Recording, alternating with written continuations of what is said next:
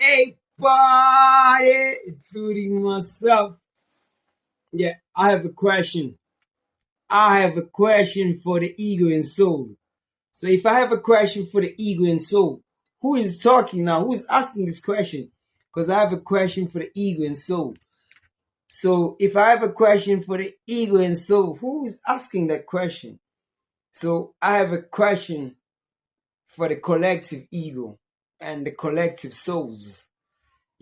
I have a question to the ancestors and the collective souls, especially the black souls. I have a question to the black people's ego. I have a question to black people's minds, thoughts, and ego and the soul. I have a question to the ego and soul. And my question is to the black soul and to the black shadow or the black ego. You have abandoned us for 500 years. And now you telling us to light candles. And now you telling us that we the chosen ones. And now you telling us that you can lead us to our soul, like to ourselves.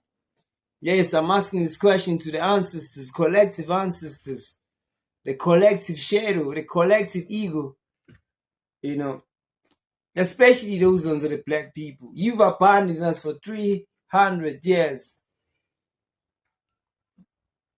And now you're telling us to light candles, party, and then you're going to give us direction, and then you're going to lead us straight to our souls.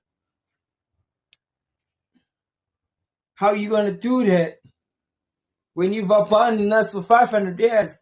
And this question goes both to the ego and soul.